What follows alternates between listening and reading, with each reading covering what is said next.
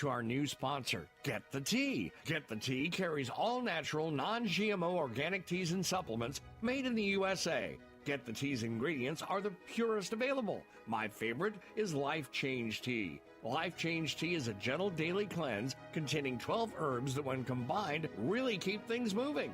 I drink it every day, and my energy has never been better. I'm feeling great. Life Change Tea comes in 3 delicious flavors: natural, peppermint, and pomegranate. It's an easy and delicious way to keep your digestion on track.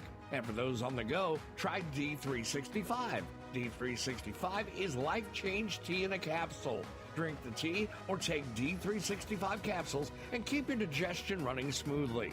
Go to getthetea.com and enter discount code USA to get 10% off any size order. That's getthetea.com, discount code USA for 10% off your order.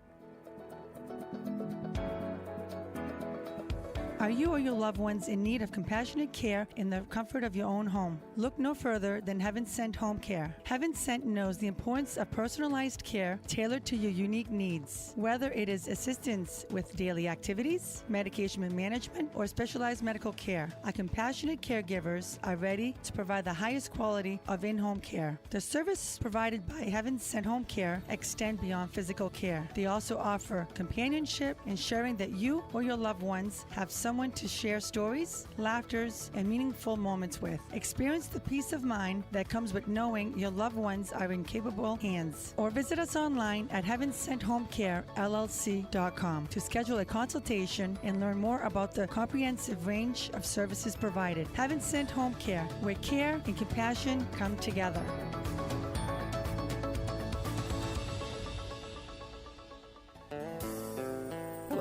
My name is Cody, and I am the Assistant Director of the Nashua Community Music School. Are you looking forward to warmer weather and more free time? Are you already wondering, how can I make the most out of my child's summer?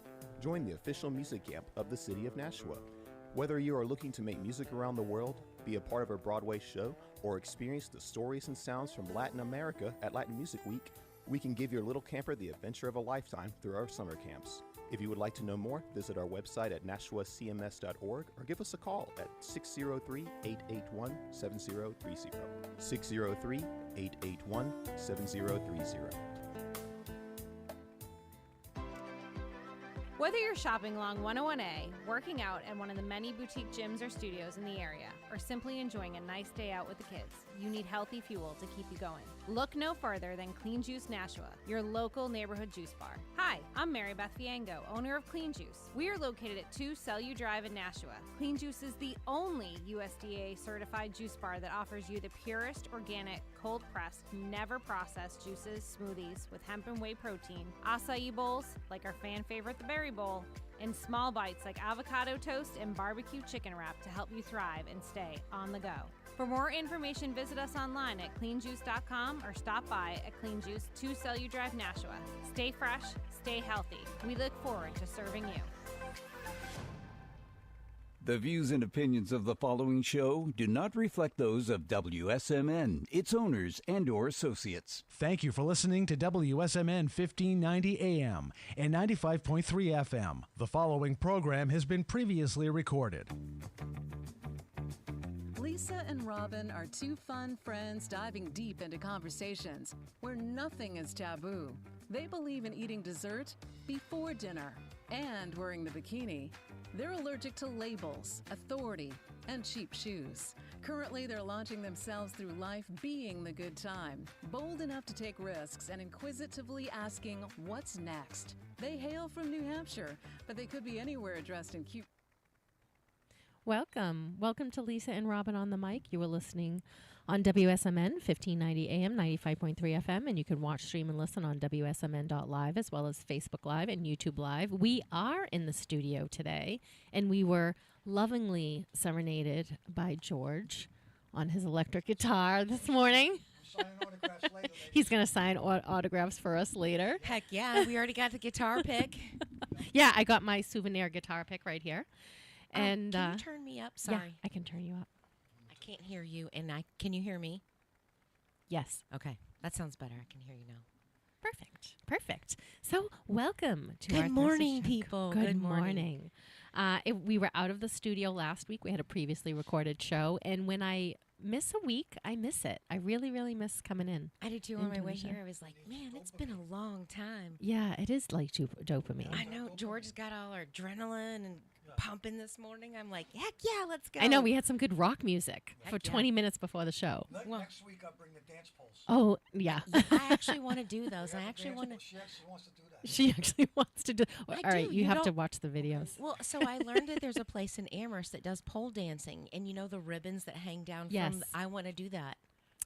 Isn't have that called classes. something else when they are spinning acro something? I don't know. When they spin inside ribbons and they're constantly dangling. I imagine I'd fall on my head. Is what I'm I imagining. might too. I don't really have a lot of upper body strength, but I That's feel what like I I don't can know. wrap those things around and hang on with my toes. And just have a tourniquet hang by your 2 tourniquet knees. That might be an image we have to. I do. But they do have classes, and I think it would be fun. I think the 3 girls, we could do that and sign up for classes. Yeah, that'll be fun. And that'll be a fail. We will do the 2 of you doing a really nice job, and then we'll have me as the fail. That's not true. I think that you have a lot more muscle strength than I do. But I think it could be fun. But I'm like, what do you wear?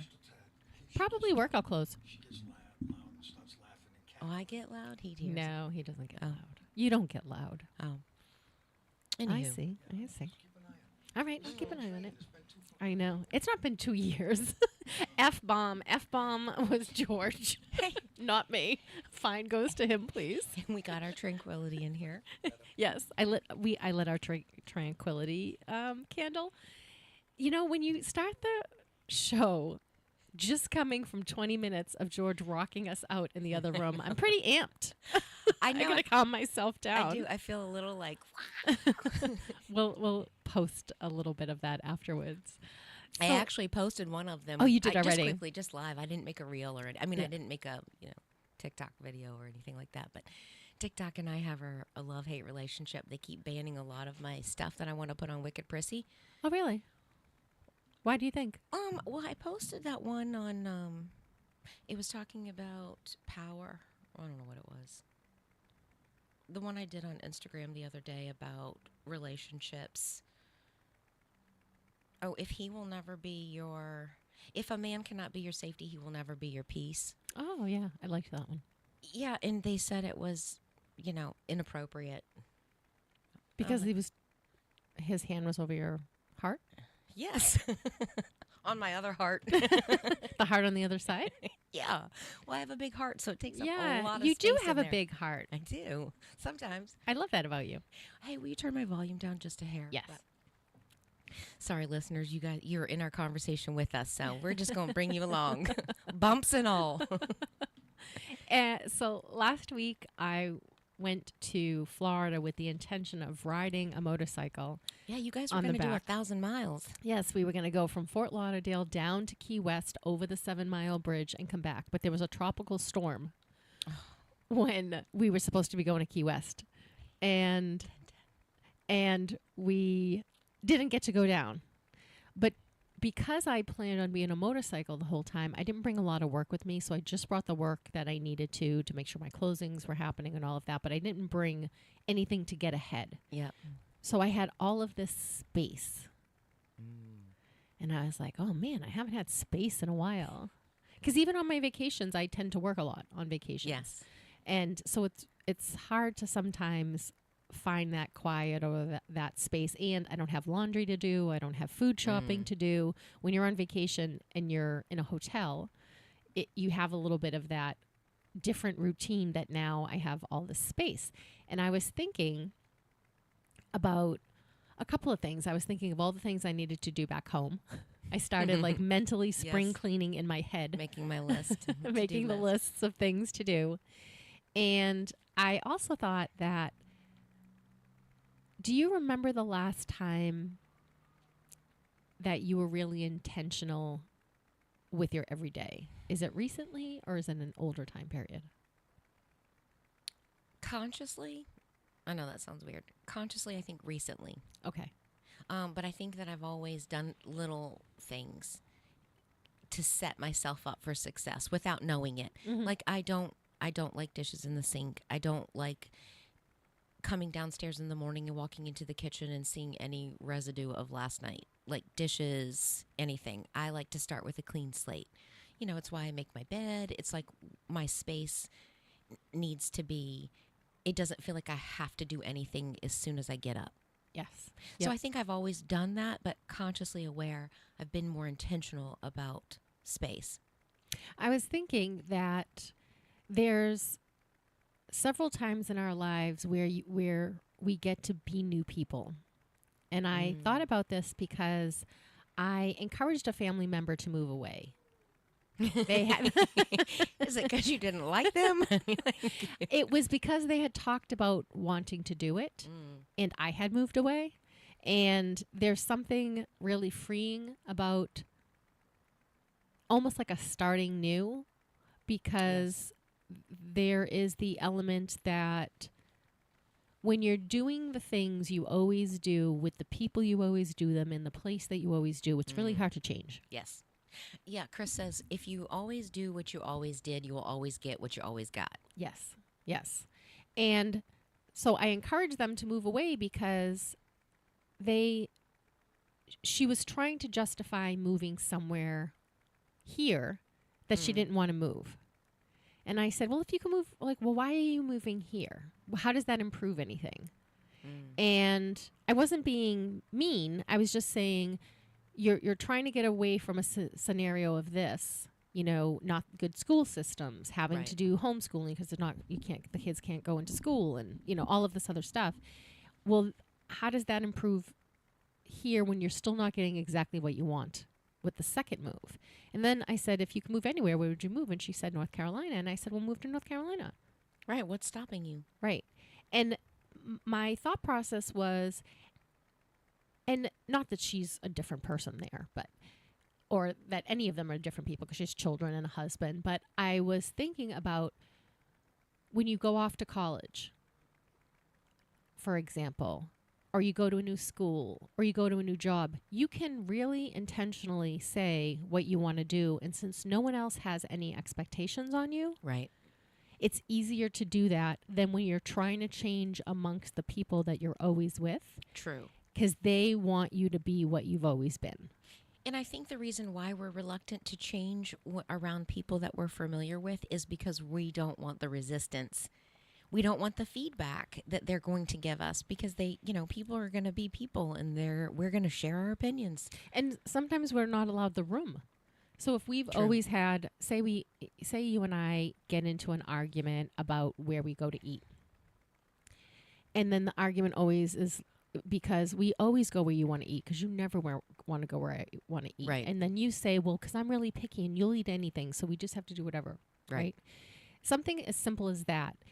If the routine is that we always go to the place you want to go, to change it to the place where I want to go, there's just so much resistance to change it. Yeah, and something has to give it is from that partner, that person. They're having to see from a new lens. Right, and to give you space to, okay, well, you're not going to pick the place, but I'm going to pick a place I know you like or you would like because I'm going to still be thoughtful of you in that. But I'm also going to give you room to now change you picking the place. And I say that as something because I'm a bossy person. I can be a bossy person. So if people say, I don't care, I will. Right, I'm going to make the decision. I'm going to make the decision. And on vacation this last time, when everyone's like, what are we going to eat? There were 3 of us. And to do 3, it's almost harder than to do 4. Yes. Because there's like there could be an opposing. And so I was saying, I don't care because I didn't want to be a third person throwing an opinion to now go around 6 times for picking a place to eat, for example. But I'm always the person that has the decision. So by the end of the week, it was like, stop saying you don't care where we eat. Right. And it was because, I just don't want to have a 25-minute conversation about it. Right. I was finding that I didn't like the food a lot. There was one place I loved, True Luck. True Luck. Is that down in Fort Lauderdale? Fort Lauderdale. Wait, so did you guys you didn't get to the Keys? We did not get to the Keys at all. And not over to Clearwater? Not over to Clearwater at all. The weather wasn't great. Ugh. The weather wasn't great. It was cold, too. I was wearing pants so I was improperly packed. I had half of my closet thinking I was having all summer stuff and a few little warmer things, but I wore the warmer things the whole entire time. Oh, you know what was really great? We had John wanted to do some laundry. He went to the laundromat. They washed and folded everything. Wow. For $24. Gosh, that's like awesome. 2 or 3 loads of laundry. I'm like, I can't even dry clean a dress for $24. But I was wondering if I would use that service up here. But I think just the amount of time to pack up all the stuff, drive it to a laundromat. I don't even know who does that, but I was thinking how to outsource, various things. And I was like, wow, this is great.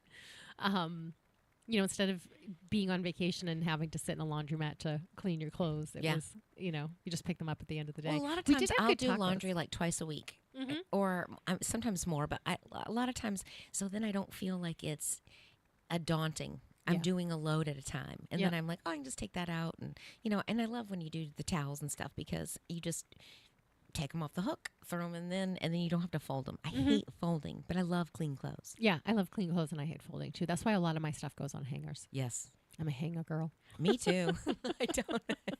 But but this whole kind of thought of like making room and having space, and then I thought about, the opportunity. If you start a new job, you can decide that whatever part of you that you wanted to pick up and practice a little bit more, you could be in this new space. It's easier, when in a new place, in a new move, in a new job, in a new school. But how do you make room amongst your already really busy life? Because I think it's really easy to accumulate a lot of things. Yes, I think we do. We accumulate, and actually, accumulation is a good one. And we were watching Troy last night, and I was trying to find out. And while you're doing that, I made a note about letting go, and so we'll keep talking when I'll find it, because Chris said something, and I was like, oh, I want to write that down. Of course, now I'm like, where did I write it down? In your notebook, in your phone? I think it was in my phone, but we'll get to it. I'll find it. Okay. You're listening on WSMN 1590 AM, 95.3 FM, and you can watch, stream, and listen on WSMN.live. You are listening to Lisa and Robyn on the mic every Thursday, live, 10 to noon. 10 to noon. Oh, he was saying last night. So we were talking about, Troy, and we're talking about Greek mythology, and he was saying how the seers would say, so they got to the point, where Alexander takes Helen from Greece. I won't. Okay. Bye-bye. Bye, George. When he takes her from Troy, and so the goddesses and gods, like along the trail, had offered Alexander this golden apple, and he said, give it to one of these, pick one. He chose Aphrodite, and so her gift to him was the most beautiful woman of flesh, of love, the most beautiful woman. And he said, well, how will I find her? And she'll be the most beautiful one. You'll know when you see her. But so now they're getting ready to go to war when Helen's husband finds out that he's taken her. And so Greece and Rome are getting ready to fight. And so the oracle, I want to say oracles, what do you call her? I don't know if she's a goddess or anything, but she required a sacrifice. And so the sacrifice was the brother's daughter, but he was also the general so it's actually having that foresight to being able to see what's going to happen or have influence and power over it. And he says, as we evolve, so we were just thinking about that and thinking about how we didn't have knowledge way back in, the same knowledge that we do now. So we've picked up, the human race has picked up all of these things because look how much we've evolved from. So we also pick up and lay down things. So we make things on an evolution scale. so she could see how she could influence, because she had to give that guy a reason to go into battle, to passion, because otherwise he's just fighting for his brother's wife. We're going to go over to here and we're going to fight all these people. Right. We're going to lose life over So this. in order to sacrifice his daughter, she had to give him that same passion, because she can see, so she's moving people around around the board like pawns. But I'm like, look at it from a different perspective. We do that. We still do that every day. We have that, and we attract all this energy and all this stuff that we don't need, and we lay down and thinking about, and I was thinking about one of the things that you said to me the other day, and you really, if you actually embrace it, when somebody comes at you with energy or, bad words, negative thoughts, negative energy, the most powerful thing that you can do for yourself is saying, that's not mine. Yeah. I love that, and it's so powerful. Well, I go to a yoga studio called Humble Warrior Yoga, and they're in Bedford, and they have an Exeter location and a Manchester location. And I love this yoga studio. They're just a wonderful community full of people, and I've met a lot of people there.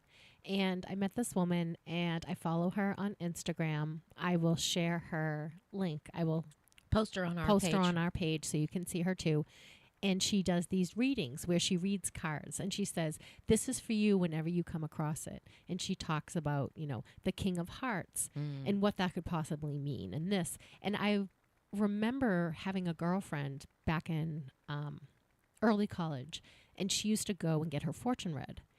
And I used to think it was nonsense in a lot of ways. But I liked the idea of horoscopes. Yes. So even though I thought the fortune teller was very contrived, I really liked the idea of horoscopes. And the horoscope I could always make apply to me, because I'm like, it's applying to me because I'm making it apply to me. Right. Right? I'm making this particular scenario. For example, when I met Sexy Spouse, I had known him before, but I went through this long lapse of 4 years where I didn't know him, hadn't seen him. And then when I bumped into him again, my horoscope said someone from your past will come in your life and stay. And you're like, oh my God, it's real. We all do that, we don't all you? do that, right? Because you want there to be signs, right, from the universe or something. But I do like to believe that the stars live within us. Yes. And that bit of magic. So I like that we're tied to the stars. And if you've been in any business that requires you to be amongst a lot of people, police stations, property managers, full moons are full moons. Like, I don't care what anyone says, something happens during the full moon. I think everybody listening right now was probably nodding their head and being like, yeah, I know. People get, I want to say bad words. Bat poop crazy. Yeah. And I would especially say, in the medical field, if you work in the hospital, you definitely know that something's amiss. Something gets weird. Well, and the other thing is, when all the technology doesn't work, and I'll say to somebody, oh my God, my now we printer's have the solar flares. And then they go, oh, well, it's the solar flare, or it's the Mercury's in retrograde, or Pluto's aligning with Gemini. And you're like, okay, well, there's some reason that's bigger than me, than it's just user error on the computer. But anyways, so I liked her tarot reading so much. I'm like, I'm going to have her do one specifically for me. So she does it. And I love it. And actually, I had really good cards in the moment, right? I want to hear it. I will go through some of it, but some of it was kind of personal too. And one of the things I had said to her was, because she had asked me a number of questions, like, I'm getting this, tell me about this and tell me about this. And I said, I'm very, very sensitive to my environment. And I have a permeable boundary where if you have an emotion, I like a cold, I catch that emotion. Yes. So you can't be in a really horrible mood for too long around me without me it funking up my mood. Yes, me too. And if you're in a good mood around me, I can't be in a bad mood around you for very long either. Like I call that barrier just permeable. It's too permeable. And I'm always telling people, like, I want to make it a firmer boundary. I would like to make it a bubble. So someone, or like a shield, it could bounce off, right? So she said, well, sometimes the easiest thing to remember is that's not mine. So don't pick up the things that aren't yours. Yes. And I was like, oh, genius. So now all I've been saying every day, because I go to feel myself pick it up and wear it and put it on Yes. myself, is, ooh, this isn't mine. This isn't mine. And I Yes. literally will open my hands like, I'm not touching it. It's not Yes. mine. I'm not picking it up. But then I was telling you that because I'm like, oh, we should tell everybody about this. I think it's true if you actually just sit and think about it. But it does require a level of conscious awareness. I think it requires confidence. And I'll tell you why Yes. I think it requires confidence. So anytime something happens, I always think user error. The computer's not working. Well, I must have done something, right? Something doesn't happen. Well, I must be doing something wrong. And that has served me somewhat well because I have been able to learn from my mistakes, and I don't tend to blame other people for things that I could have control over. It's part of my really wanting to believe in agency. Like I have control over my life. So there's that element of I'm not going to blame you too much for something. Extreme ownership. Yeah, extreme ownership. But that doesn't work when you are now looking for the fault in the situation in yourself when really the fault lies elsewhere. Right. So there was, I was thinking about times like I was really confident about something.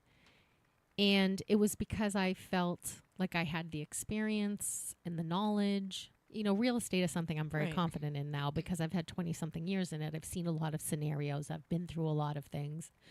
But there's other parts of my life that I'm fairly confident in.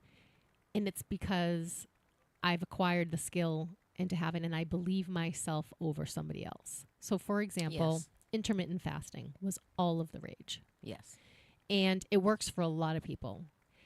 And it did not work for me. And everyone kept trying, just try it. And I'm like, it's starving. I spent a large majority of my life from 12 to 30 starving myself. I know what starvation is. It's not like, at one point it was no longer serving me, and it's never served me since, but I tried intermittent fasting because it was all the rage that everyone did. Yes. And then I realized it doesn't work for me. It can work for 1,000 bodies, but I'm the one body it doesn't work for, right? And so no matter what anyone did after that, I had the confidence in myself to say, I'm glad it works for you. I'm really glad if it works for you. It doesn't work for me. And so if someone tried to put that back, well, it doesn't work for me. Right. It doesn't matter what you say. Because we're all made so we're all different. made so different. We all have our own constitution. And our bodies just work so differently. And so, yes, that's good for, that could be good for some people. It's not good for everybody. Right. And then there's these studies that came out that it was only done on men.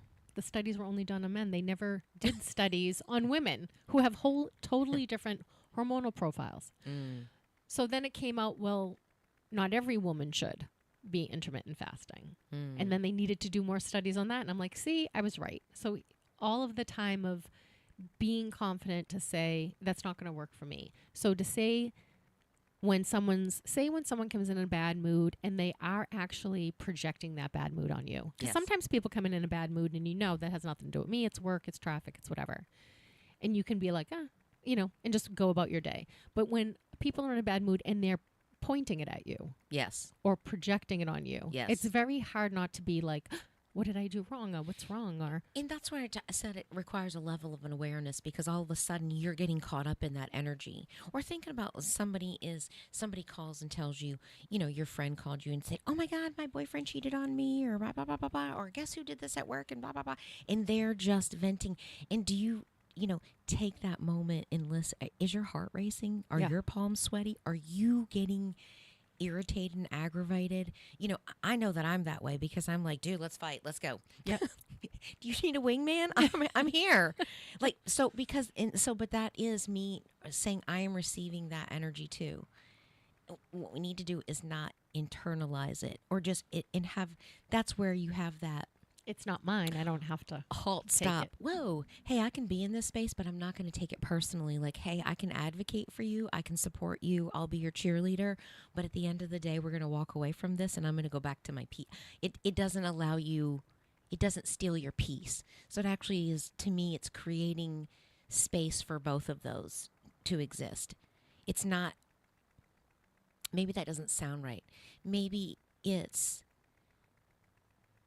allowing the space to not, maybe it does put in a protective bubble around your joy, Because when you know that it's not at you and you can advocate for somebody, so then it charges you to like, hey, yeah, I can go and do this, but it doesn't. You can walk away and you know that, wow, that was something else. But you can almost go back to like, whew, okay, glad that moment was over. But then you go back to your state of being. Yes. Well, I remember in therapy they had where they just said, well, don't react. Someone can do something, but you choose your reaction. Yes. And it does take that second to, and I think it might have to do with how much fight or flight you're in. Yeah. How amped up your system is, your nervous system is. If you don't have moments, and I think that's why people go to yoga. It reminds them, take a breath, just breathe, come back, come to this moment. Don't go 20 steps ahead, because I'm a stacker or a piler. So I will then, if there's a problem, I immediately go to the next 3 problems after that. Yeah. I will pile that. So it's like, no, wait a second, sit in this moment. And that's part of why when people go to yoga, they become changed people. Yeah, like there's something about that. Because in their mind, when you're walking in, getting ready for it, getting ready to go to yoga, you're putting your clothes on, you're setting an intention. Mm-hmm. You're setting an intention. You know what the expectation is. So you're going to ground. You're preparing yourself for it. Mm-hmm. It's like we were laughing about it, vacation vibration, when I just said, why can't we all exist like we are when we, why can't we have that mindset when we're all on vacation? And I'm like, because those are the things that we focus on. What did I say? Renewal, rest, and relationships. Because when we go on vacation, we're like, hey, yeah, we have a break from our work. And like, I know for us, it's like every time we go on vacation, it's like a honeymoon again. We're the kids again. And I even said to him the last time we were in Aruba, and here's I forgot. What are we saying instead of ADD anymore? Rapid fire digressions. We have rapid fire digressions. Not ADD. Rapid fire. Yes. Aruba ready was the one I came up with last night. Like, yeah, so when I think about eating that other cookie and the other cookie and all my Cool Ranch Doritos, I can stop myself because I've got a thing that says, yeah, I want to be bathing suit ready. So I was like, I don't like bathing suit ready. So I'm like, I'm Aruba ready. I'm British Virgin Islands ready. Yeah, I'm BVI. I'm BVI ready. I'm BVI down. Who wants to go with me? We need some sunshine. I want to go. I want to go. I just come back from vacation. I want to go on vacation. Well, but that really wasn't a vacation. That was kind of a wash. Yeah. Because of the weather. Yeah. And there's nothing worse than going to Florida and you're thinking like, oh my God, I'm going to get some sunshine. It's going to be so different. And then you're all bundled up in hoodies on the beach. We've done that a few times, especially during COVID. I will lie out. There have been times we've been somewhere and it's been cold and you're going for sunshine. And this is my vitamin D trip. And as long as it's not raining, I am lying out by a pool in a bathing suit. And I remember people had comforters on and I was lying out in a bathing suit and they were like, aren't you freezing? I'm like, I'm in New England or anything over 32. We wear shorts. Right. We will suck it up. This is vitamin D. Yeah. The sun is closer here. Yeah. So I actually have a story and it relates to how you pick up people's stuff without even knowing it. And that reminded me. So in April, the kids were, I don't know, 6, 7, young. We were down. My mom used to live in Wilmington, North Carolina, so we were down at the beach. Wow, it's 60 some degrees, 65. It's still still got a little bit of a cool ocean breeze coming off. But my kids were in their bathing suits playing in the sand, like they would, it like knee deep and stuff because the water was still a little bit cold, but I mean not New England cold. And there's a group of old women, elderly ladies, walking on the beach in their winter jackets. And they make a point to stop in front of my mom and I. And we're standing there. And we're in T-shirts and shorts. And they're all in their winter gear. And she's like, oh, can you believe the audacity of that woman letting her children run in the beach? I don't know if she said it's behind you. And I said, we're from New England. This water is already warmer than our water in the summer. And she's like, looked at me and she was like, oh, I'm so sorry. But like, it made me so angry. And like, but her opinion, it was like just before, like, there's no thought to anything else. I'm just going to say something rude and say something in earshot of me. Yeah, and I'm looking out my window and I'm in my house and I see things through my lens and I apply it to you. Yes. Right? She doesn't know you could have been coming from Antarctica. Right. I think about Canadians, right? It's cold in Canada. Really, really cold. They have really long winters. They come down to Florida 50, they're lying on the beach with me. Yes. Yes. Right. And I think we accumulate all of those before the internet. We accumulated opinions, of course. And some of them are not ours. Yes. We unwittingly pick them up.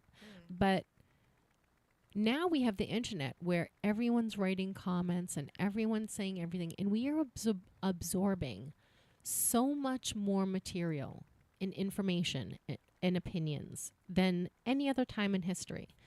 So we have to consciously be aware of what we are accumulating.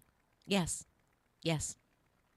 Because we can accumulate opinions, ideas, mindsets, attitudes, judgments. Well, how many that may or times do may you not walk be into a ours. store and you have a cashier or a waitress that is upset or having a bad day, or she's rude or curt, or he's rude or curt to you, and you pick that up, and it's ruined your dinner experience, or it's like, you have allowed something to take away from your joy. Mm-hmm.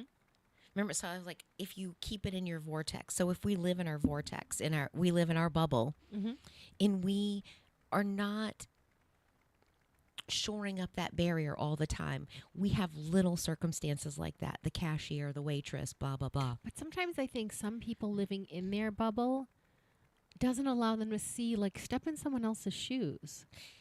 Too. Well, I think some people The like bubble that that I'm woman- talking, the bubble that I'm talking about is your protection of your joy. protection of bubble. your joy. Yeah, bubble. Yeah, I'm sorry. So I'm not going to allow these things to influence it's not going to take away my center. yes, I'm grounded.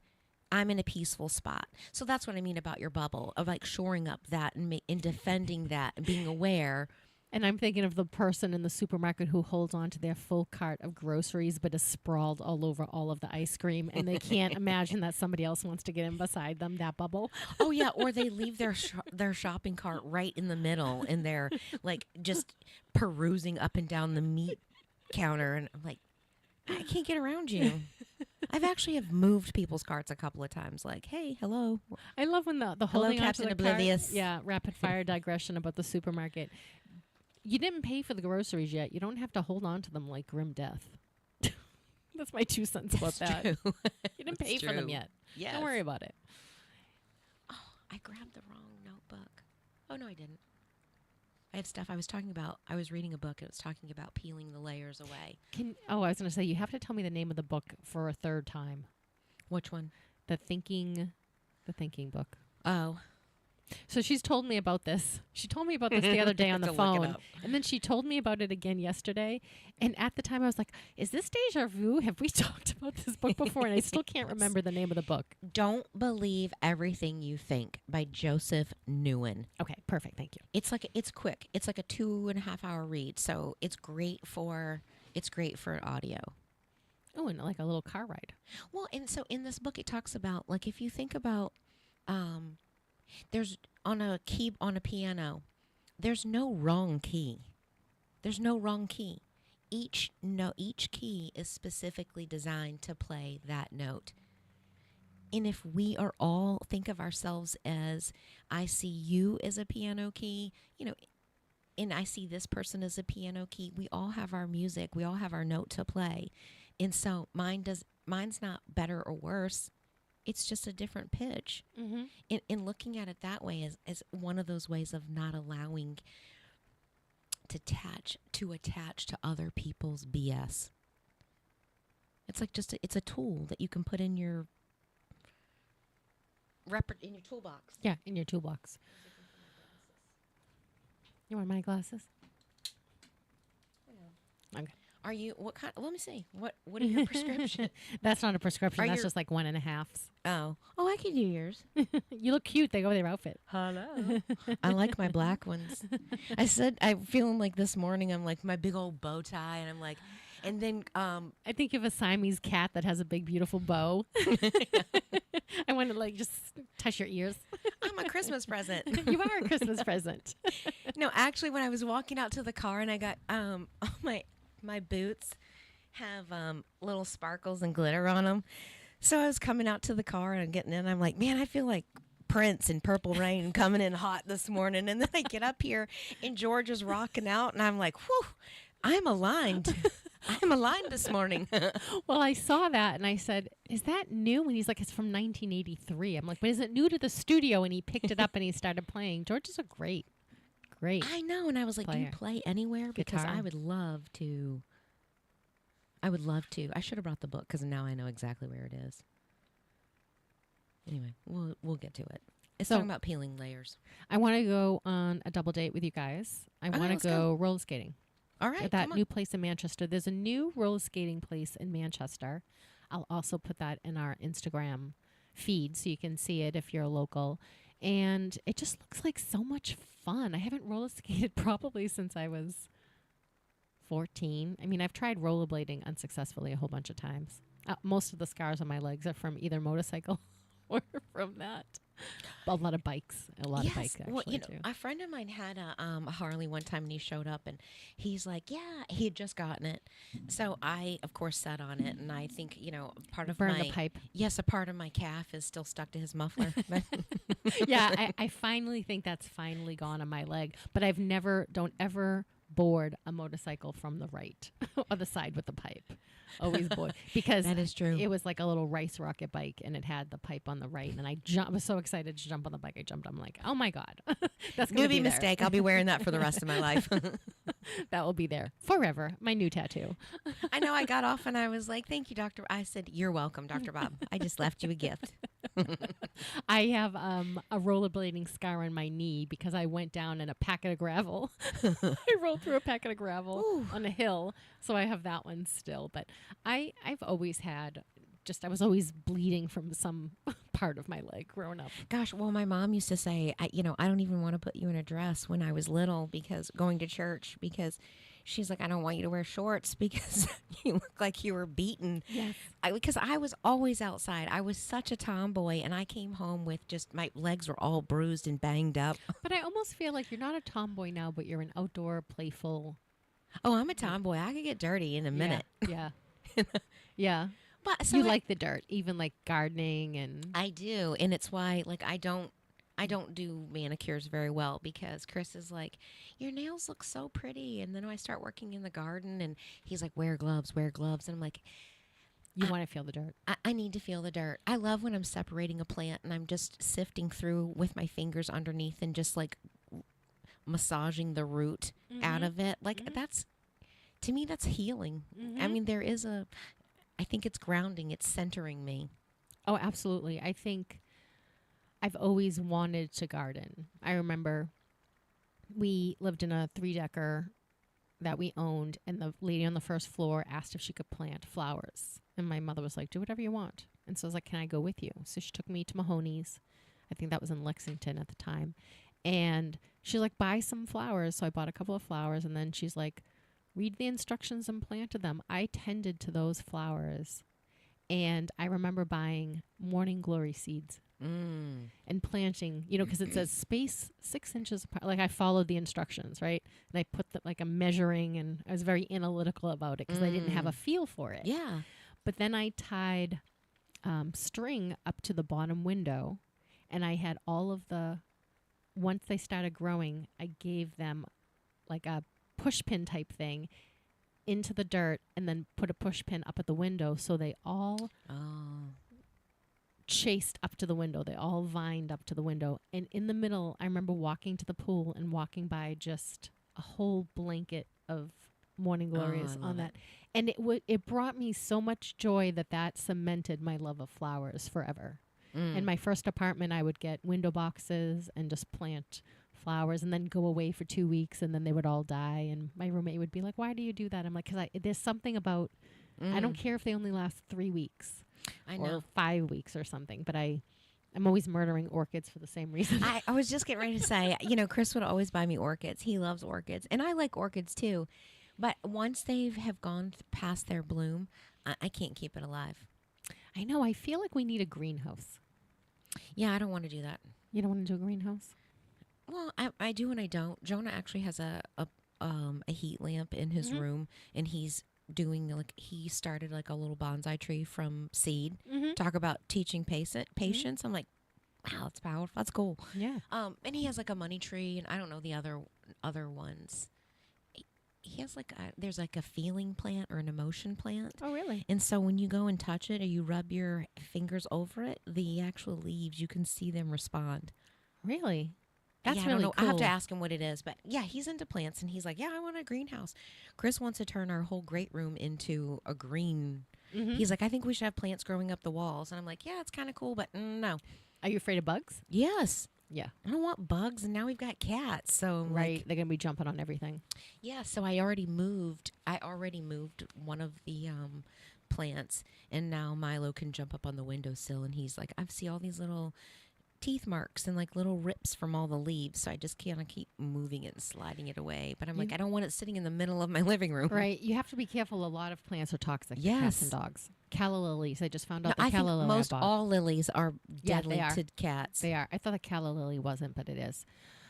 So I am growing my wallflowers from seed this year because I'm not going to spend that much money on flowers. And I just bought all my seeds. They're supposed to come in this week. And I bought grow lamps, and I'm going to try to start them in my basement. A grow lamp. That's what he's got. So I bought one, and it looks like a tree. It's got a stalk with a light, and then it has six lights that come off it that are on movable arms, bendable arms. Oh, that's cool. I'll tell everyone if it works. I'll tell you what it is, what brand it is, and everything, but I don't want to tell you until I know it actually works. I bought salvia flowers. Oh. And that's the flowers that my hummingbirds love. Yes, they do. And I was reading about hummingbirds a little bit more, and they say if they come to a location that had flowers that doesn't have flowers, they will not come back to that location. Oh. They will move on. So the fact that they came last year and stayed last year, and I had so many of them, I want to make sure my flowers are out there early. Yeah, because we have 3 or 4, or at least I see like 3 or 4 hummingbirds circling our yard. But a friend of mine gave me morning glories seeds from hers, and it's the purple, and there's like a fuchsia, and then I think there's a blue. Yes, it's like a blue, like an indigo color.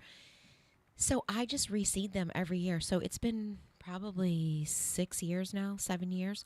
So after they've bloomed and they start to get I just pull their seeds off once the stems, it creates like a little pod, and inside of those are these tiny little black seeds, a little bit bigger than poppy seeds, but I just go and I take them and put them in a little cup and leave them, and then when I get ready to go plant them, I will put them in water. It says you can soak them overnight. I have never needed to soak them. I'll soak them for a couple of hours, or I'll oh, here they are, and then I just go plant them in the dirt, and they've come out back every year. Oh, excellent. Someone gave me Cleome. Is that how you say it? Cleome? I guess. Flowers. I don't know what.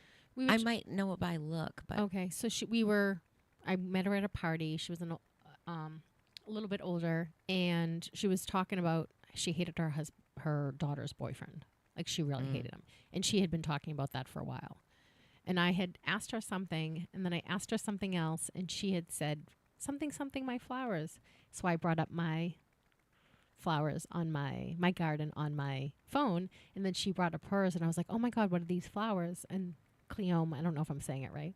And so I told her how I love them. She got my address from someone at the party, and in the mail I got a box of them. Wow, that's so cool. Isn't that so cool? That so now is I'm going cool. to try to plant them in my wildflower section this year. I'm going to do more wildflowers again this year. I like wildflowers. We have like an English garden kind of thing that goes up by the pool, and I put I've put some lupin in there, and we have some wildflowers in there, but I also want to put some more different ones. And I actually love daisies. Oh, do you? I do. I love the big daisies. It's just something like there's an innocence and a freshness. I love Cosmos. I like Cosmos too. Yeah, I really like Cosmos. Oh, so I have a bobcat living in my yard, Oh yeah, you did send me a picture the other day. and I think it's a girl, Oh. and I think she's going to have babies because she looks different. Oh. So I'm going to get my trail cameras, and I'm going to put them around where I think she goes home to, and I'm going to see if I can't capture. So stay tuned for the bobcat. Oh my gosh, that family would be saga. cool. Baby and then you guys bobcats. could put your camera up. Yeah. Wow, we could actually see a live birth. Yeah, or them coming out. yes, that'd be because cool. a few years ago we had coyote pups. And in the morning, before the sun would actually pop over the horizon, but there was light in the sky, but the sun wasn't up, they're called kits. The kits would play. Oh. And we would see them roll around, and then the sun would crest and actually pop up over the horizon, and she would come and pull them back in. Oh. But I saw baby coyotes playing. Ooh, I wanted to eat them. What, do you eat coyote meat? Do people eat coyote meat? No, but just like their soft little furs, like hold them and like. I want to hug you and squeeze you and call you George. I love animal ears. I do too. I used to have a cat. I used to just literally like kiss her ears. I love like animal ears, and I just wanted to like grab them and eat the animal ears. and some animal eyes. Like I think cows have innocent eyes. They're so sweet. I think that the eye is everything, right? You can almost say that's where I like, oh, maybe I shouldn't eat cows. You look at them in the eyes, and on the thing, you're like, oh, maybe I should stop eating them. Don't look at the eyes. Probably not, because I don't like enough vegetables to carry me through. Right. Goats have crazy eyes. Yes. Goats have crazy eyes. Yes. Because they have like that little square for their pupil. Yeah. Like, yeah. Ugh. Yeah. And goats are funny. Goats are They really are funny. cute and funny. I told you when I was selling real estate, the woman was like, oh, we left, the back door is open. Don't let the goats in the house. That was the instructions. Oh. And I'm like, okay. Well, when you have 30 goats and they know in the house is where the food is, they just ram their head on your butt, and 20 of them push into the house. And then you're trying to get 20 goats out of a house that weren't supposed to be in the house when you're just supposed to be selling real estate. Oh my gosh, that's funny. God, they were so funny. So last year for my birthday, my daughter she and I a class to do a sunset goat yoga. Mm-hmm. And I'll post a video on it, on our page. I was like, goat yoga. Okay. Let's do it. And I'm so grateful and thankful. Like, yeah, I've done that. I mean, like, I love experiences because it's like, oh yeah. And you realize at the end of time passes and you're like, wow, I actually have accomplished a lot of things. I've experienced a lot of things. And it just makes it more and more rich. Yeah. But I just was like, okay, I don't know what we're doing. And then we pull up and it's Lady's side yard and she's got like the temporary chicken fence, like a fence in. And I'm like, okay, we're all herded in there like animals. And I'm like, it's just a weird experience. And then she lets all these baby goats out. And then, this lady's like in downward dog and a goat jumps up her and poops on her back. And I'm like, awesome. Don't come near me. But I have a picture of a baby goat on my back, and I'm laughing so hard. And I was like, man, it really wasn't about the yoga. I mean, and we did do some yoga, but I didn't feel grounded and all that stuff after a normal one. But man, does your heart just feel full and enriched? And I'm like, oh my gosh, what a beautiful, beautiful gift that she gave me. Yeah, and it's nice to accumulate. We accumulate all kinds of things, and it's important to accumulate experiences. Yes. And memories and laughter and stories. Like even the trip that ended up being, not the trip that we planned. It's still memories and stories. Yes. It's still experiences. So we did. Just not as the ones you planned. So in this book that I want you to read. Yes. Actually, no, this one's a different one, so my bad. It's called The Little Blue Room. She talks about our bodies speak the language of all of our experiences. That we hold that we hold all the energy from our good experiences and our bad experiences. And she says that which they're not mistakes, but they're divine. They are divine design meant to wake us up, to explore ourselves, in order to for us to evolve. Think about traveling, and when you travel, Sometimes places stamp themselves on our hearts or our souls. There are places that are just like, that's in my soul now. Yes. But thinking about just traveling and having a different experience, I always said to, I want my kids to travel, and we've always traveled with them since they were 2 years old. Actually since they were babies, but first time they were ever on a plane where they were 2. And I believed in, we will set money aside. We will do this. This is a non-negotiable.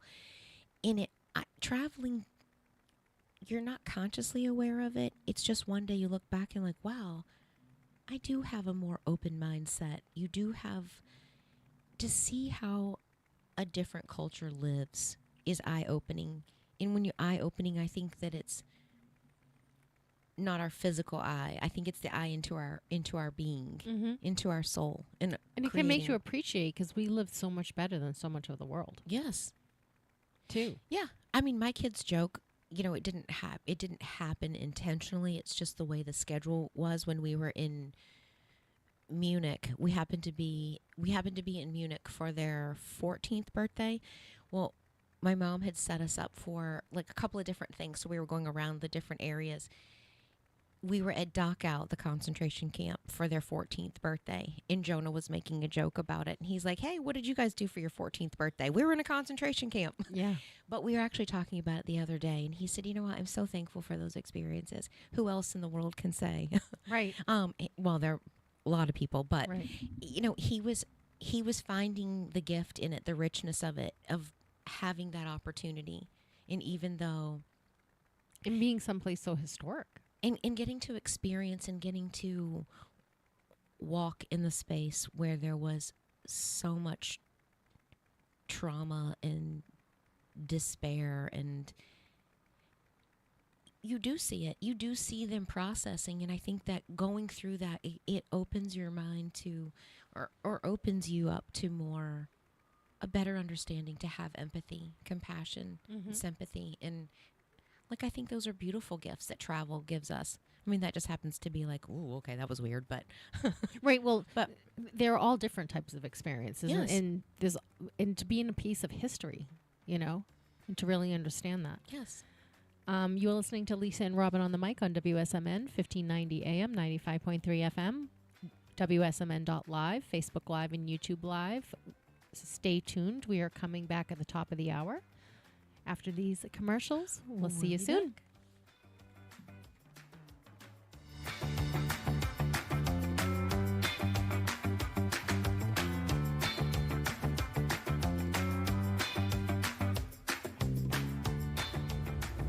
WSMN 1590, WSMN 95.3 FM Nashua. Listen, watch, and stream at WSMN.live. Have you tried to quit drinking before, and much to your surprise and dismay, you couldn't? Have you tried therapy, meetings, and treatment programs, but still can't seem to stay stopped? Or maybe you live in fear that you'll lose your job, your home, or your family, and much more if you don't get this figured out, and soon. Well, there is hope. My name is Bill Nielsen, and I'm the founder of Nascent 24 Recovery and Life Coaching. And I struggled for over a decade. Yup, 10 years, trying to get it right. I lost jobs, 5 6-figure jobs in fact, homes, friends, relationships. I thought I'd never get off the merry-go-round or the roller coaster, but I did, and I've developed a proven proprietary process that works. Why does it work? Because it addresses the root cause and not the symptoms. No more Band-Aids on bullet wounds. It's a 12-week journey that will transform your entire life, not just the drinking thing. I work one-on-one with every single client, and your privacy and anonymity are paramount. The great part is that you don't have to leave your home, your job, or your family. Text me the word recovery to 203-241-1266. That's 203-241-1266. Or visit my website, nascent24.com, NASCENT health24.com. There is a solution. Take the first step. You won't regret it.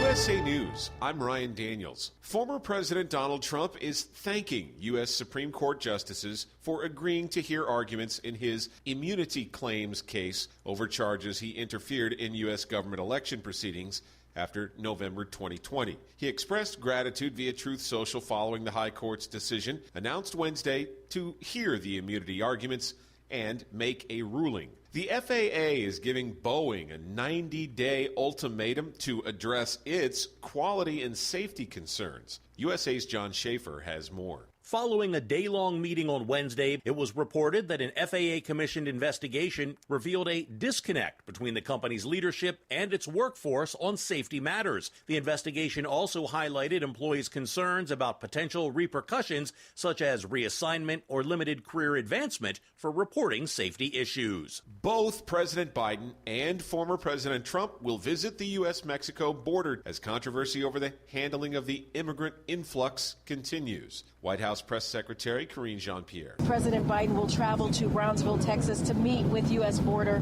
Patrol agents, law enforcement, and local leaders. Meanwhile, former President Trump is set to visit Eagle Pass. The two leaders enter the Lone Star State as Biden's expected to renew a call for Republican lawmakers in D.C. to reconsider the U.S. Senate's bipartisan border security and foreign aid deal that would allow a U.S. administration to shut down the border if needed. It was a deal Trump opposed. And President Biden's physician confirms his fitness for presidential duty following a routine physical at Walter Reed Wednesday. A medical summary indicates no new concerns. The president opted out of a cognitive test, the White House citing doctors' advice that it was unnecessary. This is USA News.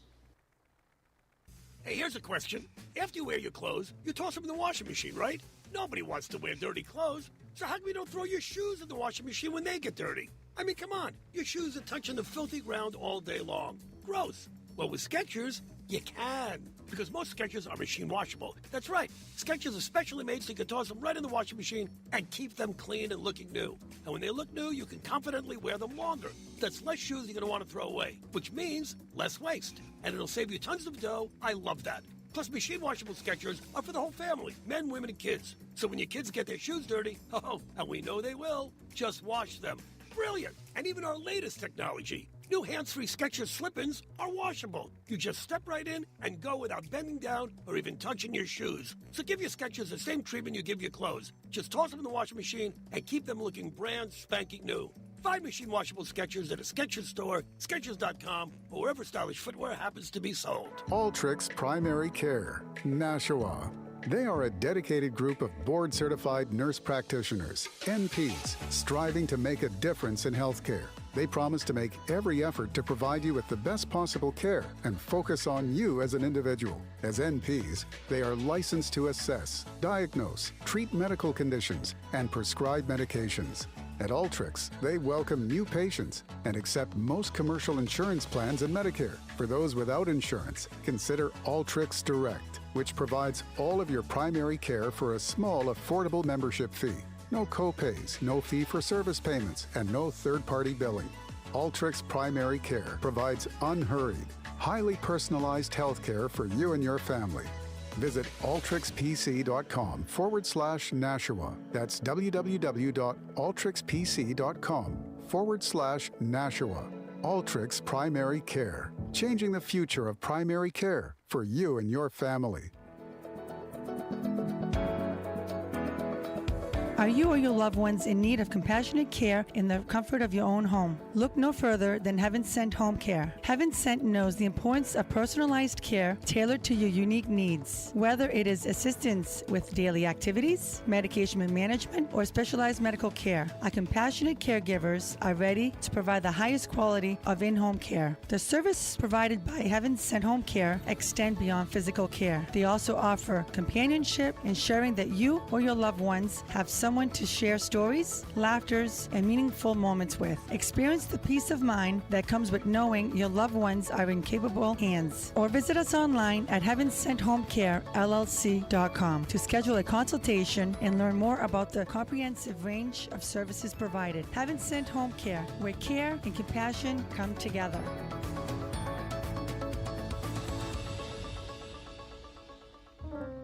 Are you craving a delicious home-cooked breakfast or lunch? Look no further than Cookie's Diner, Hudson's favorite dining spot. But it's not just about the food at Cookie's Diner. Their friendly staff provides top-notch service, making you feel like part of the diner family. Cookie's Diner, conveniently located at 222 Central Street in Hudson. They're open Monday through Saturday from 7 a.m. until 2 p.m. and Sunday from 7 a.m. until 1 p.m. Call-ahead orders are always welcome via DoorDash or by calling 603-880-3424. Cookie's Diner, where great food and fantastic service come together.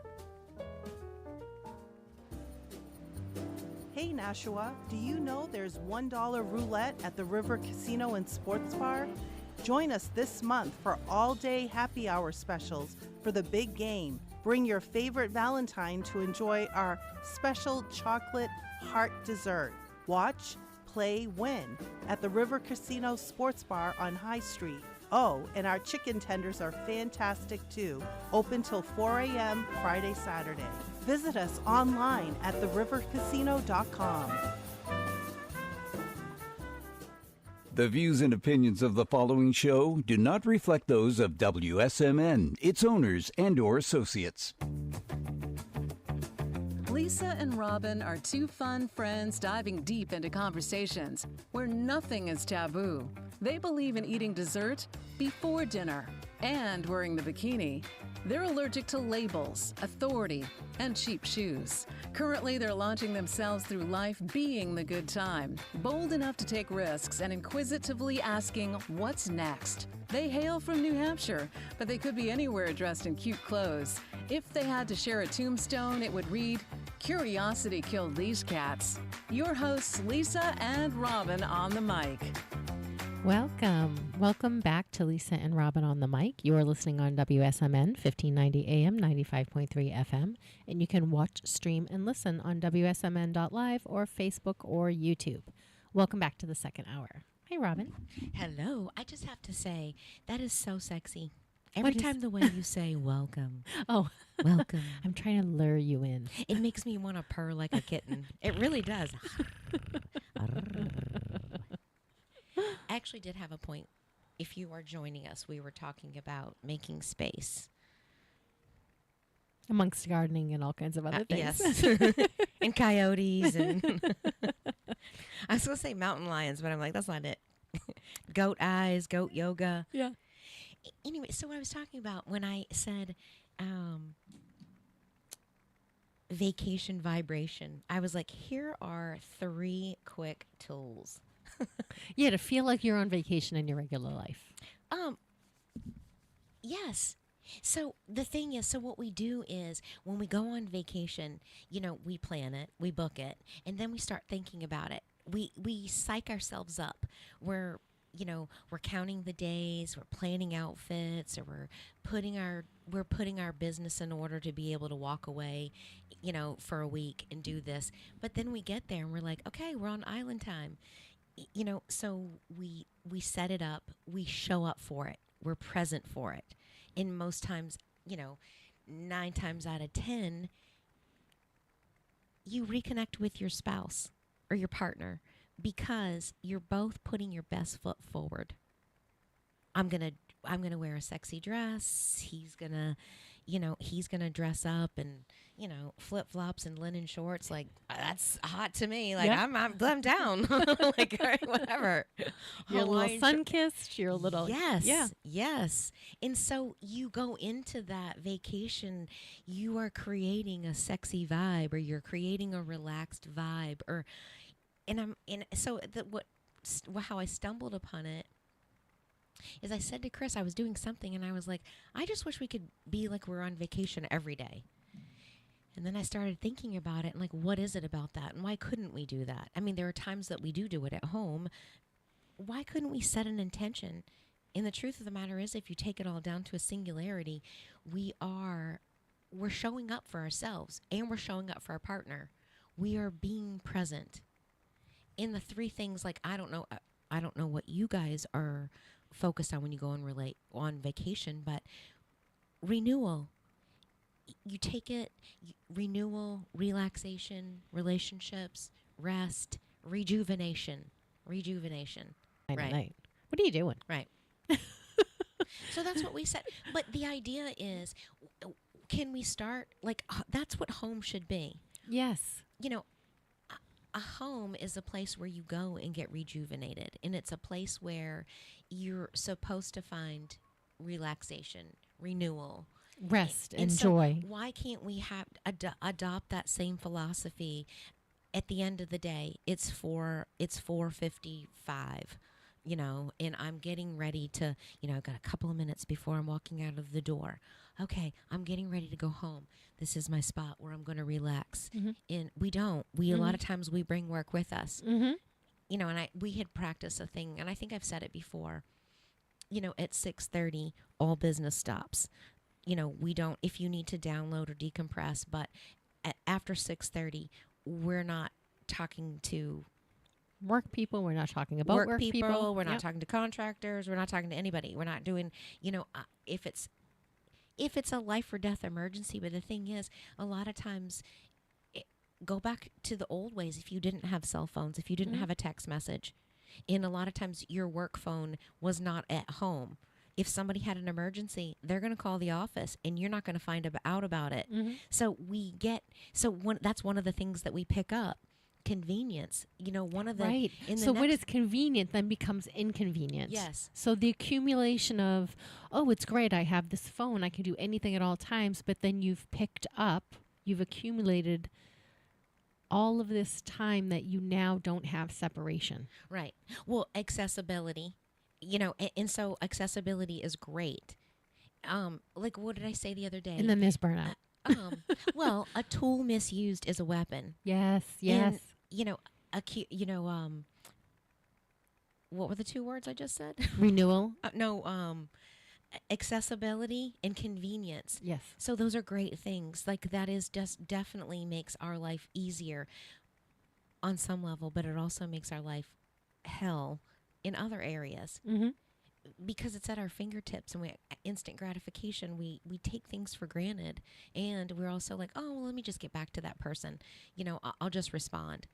And because part of it too, and I know I can be guilty of this, I think like this text message that came at 10:39 at night, it is now a little monkey that is like in the back of my mind. Yes, because you let that energy in. Not only that, but because I'm not looking at it today, I looked at it yesterday instead of today when I can do something. Right. I have to remember to look at it because it's not new as a new thing anymore, so it doesn't prompt me again in the morning. You might be able to slide it to me on red, and so it'll that's pop a up great on idea. green. Okay.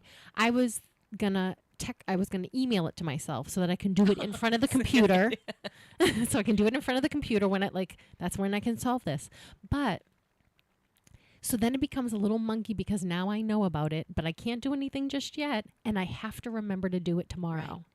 And there's a lot of those. But you let that energy in, and now, I do. So you're not going to respond. So you're like, okay, I'm going to hold my line, and I'm not going to respond, because we do teach people how we want to be treated. Yep. We set our own price tag. Nobody else does it. So we allow what we're willing to tolerate. So if you're not willing to tolerate somebody texting you at 9:30 at night, don't put it out there. You know what I mean? Yeah, don't answer. But you're still, but say, okay, I'm not going to answer. But what you've done to your subconscious brain is now I've let it in and I can't do anything about it. So now I've got the stress on it, and now I feel helpless because, like, say they needed me to make a phone call to the bank. Mm-hmm. You can't call the bank until the morning. Right. Until it opens. So now you've added worry, stress. Well, I woke up anxiety. 3 times in the night. Yes. I woke up 3 times in the night, and wow, there was a bad storm last night. Did you know how bad the storm was last night? No, I just know that the light was blinking, so our generator must have not. The microwave was blinking, but The wind was brutal. It was a bad storm, but I kept getting up, and I was like, how much of it is because of the storm, but how much of it is because I keep remembering that I have to do the thing in the morning before I get to the radio station. Right. Where if I just, part of it is my fault. I stopped keeping my phone in my room because people don't know when to text and when not to text. And it woke, like the text was like, oh, I was in bed and I got up like, oh, is this an emergency? And then I saw it and I'm like, man. Dang it. But if I didn't have my phone in my room, but I used to have an alarm clock and the alarm clock broke and I never replaced the alarm clock because now I have to use the phone as my alarm clock when before I didn't have to. Right. So that's something I have to change. That's my fault because I can just shut my phone off. Yes. I'm in control of that. Yes. Yes. You know, and then we always think, but we have to leave it on for somebody else. And it's like, but it still worms its way in and everyone knows text message. I know you're going to pick up your phone. I know you have your phone on. Right. You might not open your email, but I know this. Right. And so we've kind of, and it's sort of rules of engagement for our society is everything is immediate and urgent. Yes. When really nothing is, most things aren't immediate and most of them aren't urgent. Yes. We all operate in a space of immediate gratification because accessibility and convenience. And we've made that. Oh, what? But carrots too. Carrots. Like beta carotene or yes. is it If you, I don't know. One of those things. Some vitamin. Right. You can have too much of it. There's a trade-off to every good thing also still has a trade-off. Like too much partying, hangover, trade-off. Yes. So one of the things that I love, one of the quotes I like is, in nature, there's no punishment. There's no punishment in nature. It's just a consequence. There's no good or bad. It's just a consequence. And so we stop looking at so the consequence of the phone. The consequence. So the there's a consequence good, of accessibility and convenience is a tool, but used wrongly, it's a weapon. So it's meant to harm us. So, you know, the good and the bad. So I was like, oh, I like that. I like that a lot. And I also like I don't like the idea of, I don't like the word punishment. I like the word consequence. But as a kid, you know, and even as an adult, I don't like the idea of feeling like I'm being shamed or I'm being guilted into doing something, or if I do this. You're an adult. Don't punish me. I'm an adult. Right. Too, right? Right. What are you, a lord over me, lording with your... I've been waiting a long time to grow up and be an adult. Now this sucks. Right. I'm not going to be punished. I'm not taking a punishment. Right. But even like now I've seen that Chris's mindset has started shifting too. When I would say, you know, well, why not both? Because why do I have to deny something? Like if it's a timing issue, heck no, I don't have to deny myself. And I don't have to deny myself anything. I might have to delay something. But I don't like the idea of like, why do I have to choose? Why do I have to choose between going to the opera and going out to dinner, or going up to the White Mountains to go snowmobiling? Why does it always have to be an either or? I mean, those are like silly things, but not silly things, but you know what I mean? Like not life-sustaining, you know, decisions that we're making, but start applying it to all of those different things. Why not both? Well, John's picked up your mindset of why not both. Well, make room. Make room. It's make room. Something else down. If these are what doesn't serve me? What do I really not need to do? Right.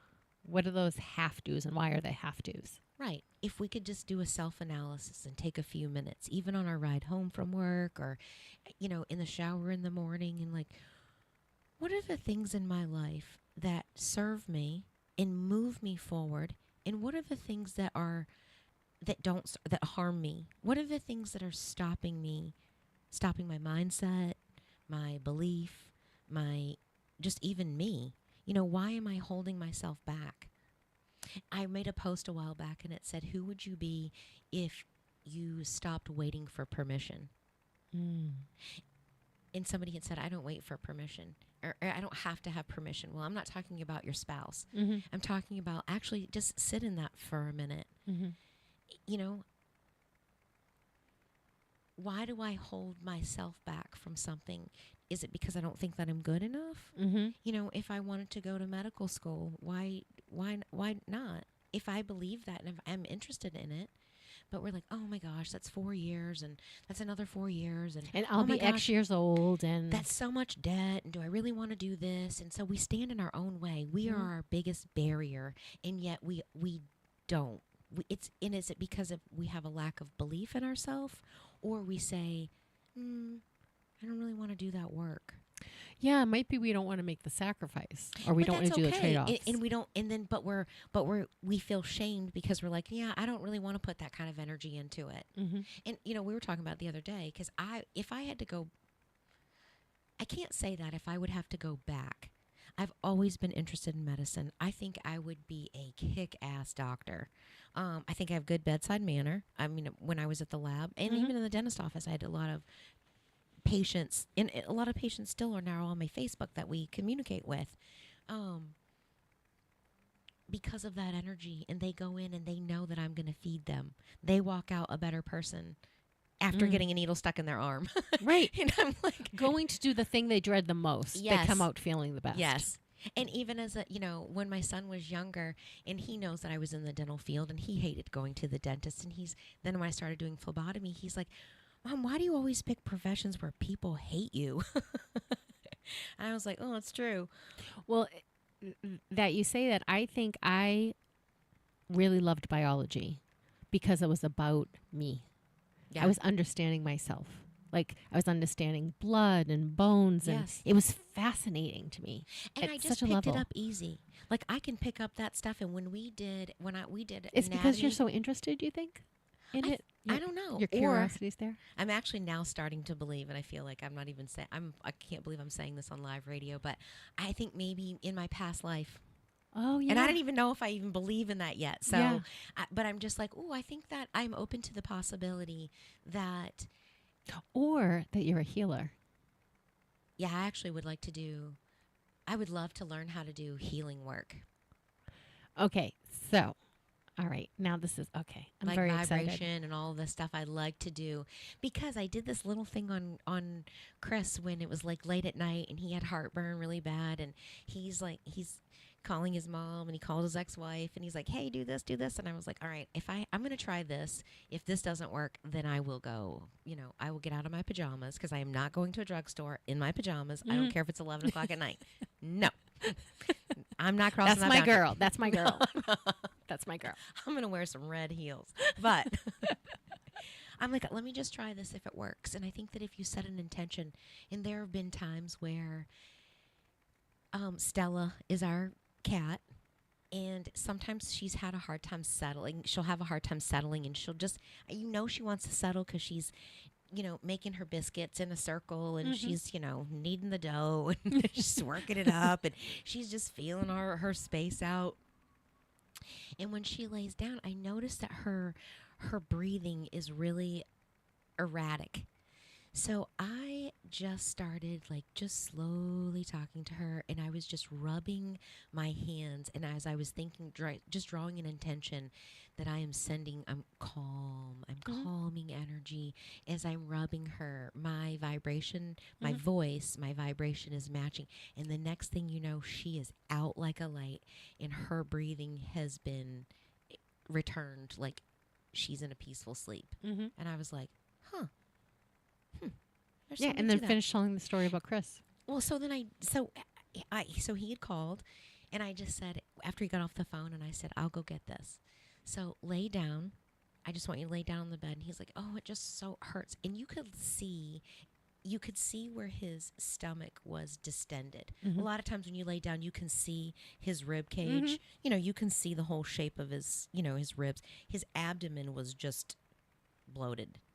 It reminds me of like a toddler, they get the big Buddha bellies. Yes. Yes. I love those Buddha bellies. So I turned on the Wim Hof breathing exercise, and I just massaged him. And as I was doing the breathing exercises, and he's saying, and roll like a wave, I'm using my hands to roll like that. And I'm actually feeling the tightness in his diaphragm. So it's only 10 minutes. And he got up and he was like, are you kidding me? Are you freaking kidding me? And I look down and I can see his rib cage. I can see his whole stomach return to normal. And he's like, well. some profanity. He was like, holy cow, I cannot believe. He's like, I feel 100% better. Yeah. There's a certain move in yoga where you twist one way and twist another. It helps the digestion. Yep. The way your stomach moves. And I used to get heartburn all the time, and I found out that I was making myself too full. So everything was sitting up against my diaphragm. Yes. And so I just started eating just a little bit less. Yes. Like, try to eat just a little bit slower and notice when you're full. Because I would eat because it tastes good, not because I was still hungry. I always call that mouth hungry. Yes. Like the texture's so good, or this tastes so good.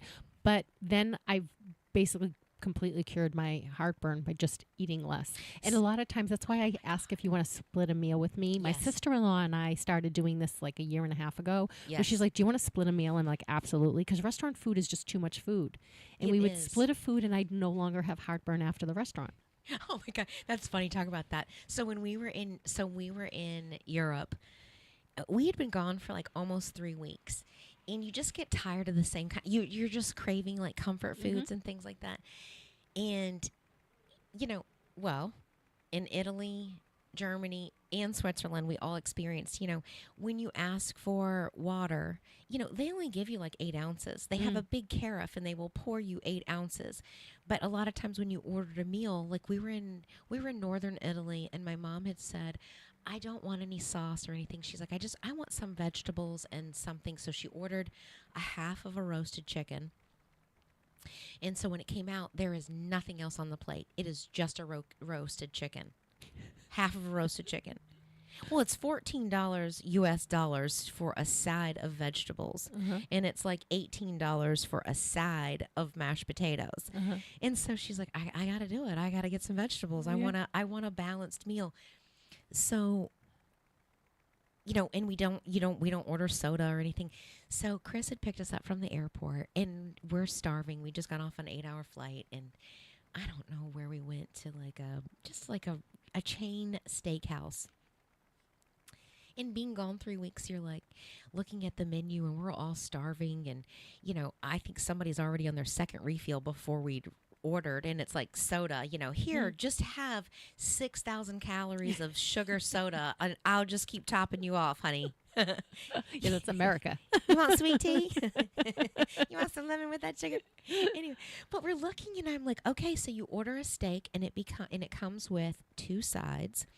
So you get the salad, and they bring you a whole heaping pile of bread, and I'm like, wow, in Italy you got to pay extra for the bread.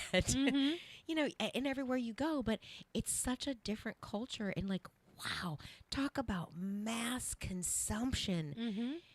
It's like, wow, I've got a salad. Not only do I have a salad, I've got a piece of meat, I've got unlimited bread, and I've got my vegetable, and I've got 2 vegetables on my plate.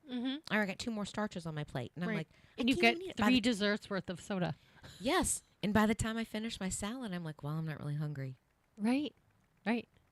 But it's like this consumption, like, it's all at your convenience. And it's like, let's bundle it all together. And I don't know why we do that. Like, we eat so freaking unhealthy, but talk about picking up things. Yeah. And accumulating, it's great to go out and have that meal once in a while. But if you're having that meal all the time, the accumulation of too much food, even if it's good food, even if it's too much food, your body digestion takes a lot of energy.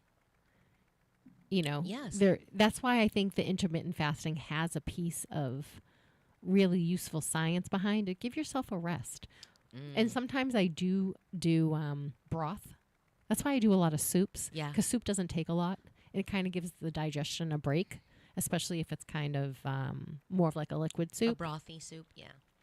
But I was thinking about, all of it's coming into spring cleaning. I was thinking about intentions and having space and all that stuff. And I came back to my space and was like, okay, what do I really need to work on? I really need to work on my office. I really need to work on my office. And having been away and coming back, it was so stark about in my face that, wow, my bookshelves, I'm going to back up a second. We remodeled the office, painted it, put in hardwood floors, bought new furniture, all of that.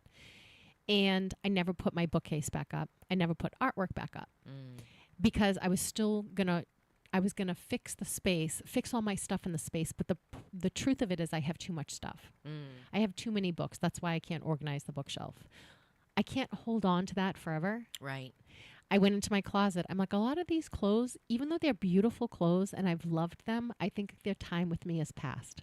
Well, that's a great idea. Like, think about how many... It's a season that's passed. Well, how many people are listening right now that says, you know what? I'm not going to get rid of that outfit. I'm not going to get rid of that dress if I'm going to lose 5 pounds. Yes. Or I paid a lot of money for that dress, or I paid a lot of money for that suit. I'm going to lose, I'm going to lose the weight to do it. And then another year goes by, another year goes by. And now guess what? It's been hanging in your closet for 15 years. Yeah. We're holding on to things that... And I actually think the weight thing has an accumulation piece with it. What do you mean? It's an emotional component. Yes.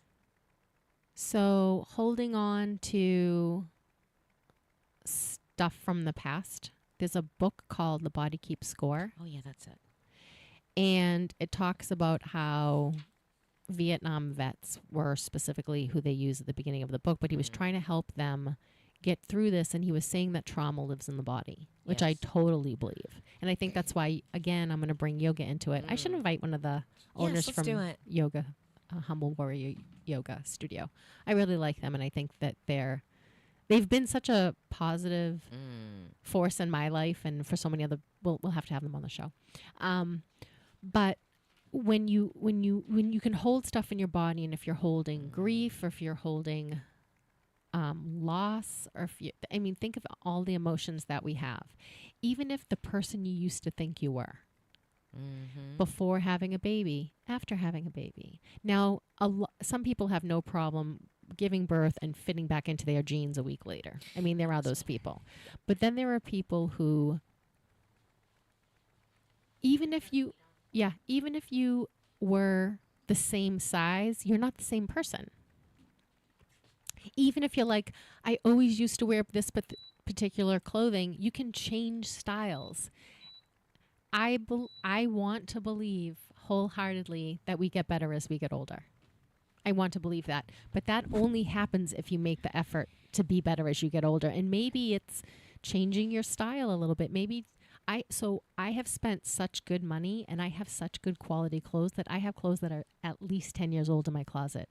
There's a photo frame that I have, and I have one dress in Montreal, in Grand Cayman, because it's a beautiful dress, but maybe it served me.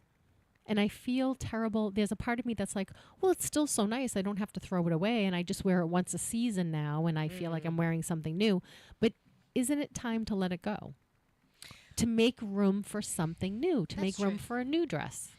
Clothes are not my, I'm not, you make my palms sweat when you say that. I know. Because that's probably like my Achilles. That's probably my weakness. Okay, so then let's do this. Why do you wear everything in your closet? Not all at the same time, but do you wear everything? For the most part, yes. Okay. But I'm like, I can wear my jeans, yes. Okay. So then nothing's, then that's not the issue. My issue is I'm going by sections of my closet and never picking up that section. Oh, okay. But they're beautiful clothes. They're good quality clothes. I haven't worn them that many times that they should be thrown away. So the shoes. So I broke my foot, and I have to get new shoes that fit my foot. And I have these beautiful heels. And I was like, now some heels I could say they were scratched up from driving. You ruin the bottom of them or the back of them. But there were 2 pairs of shoes. I was like, I barely wore these. Like, I might have worn them out twice to dinner, but didn't get to wear them before I broke my foot. And so I was like, that's why I asked you what size foot you wear. Because I'm like, these shoes need a new lease on life. I think that's good. Like, repurpose, renewal. Yes. A renewal. A renewal. They can be new to somebody else and bring them joy and give me space to bring something new for myself. Because one of the benefits of shopping at boutiques that have good quality clothing is you don't have disposable clothes. You don't throw them away, but then your closet does accumulate. They last. I have I buy new clothes every year, and I have 10 years worth of clothes. You should like make some money off of them and sell them like on Poshmark or That's a great idea. a website or. That's a great idea. They're beautiful clothes. I have ton. Yeah, I think I mean we've bought a couple of things off of Poshmark. One of my. That's a great idea, and then I could use the money to buy more clothes. Yes, absolutely. stuff. So see, there's a benefit for it. So you take it and say, well, gosh, you have an emotion of like, man, I don't want to let that go. I love that dress, and I paid a lot of money for it, and all these things. But so you just shift your mind spectrum. What is the, getting rid of it feels like a punishment. But now that you actually can get a reward for it, like if I if I turn around and wasteful. Yeah. Well, yeah. That's what I don't want to feel. I don't feel because I'm like, I've won. Like there's this one top I keep passing by it. It's a beautiful top. It goes with a blazer. I ended up wearing so many different things with a blazer, but I never wear this top with a blazer. Would I like it?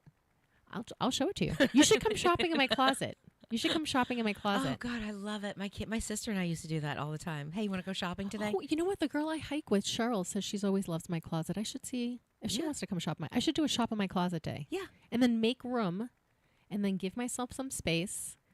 Just let there be space for a little while. But see, so and you then my can books too. So you can create a sense of like an energy to say, yeah, okay, I'm ready for something new, and I'm getting rid of something old. And to me, part of the adrenaline rush of shopping for a new outfit or getting rid of something or looking for it is like, okay, to me, I look at it, what's the next great find? What's the next thing that I can't walk away from? That I'm like, yep, that's coming home with me. Mm-hmm. I was thinking about making space. Random thought, change.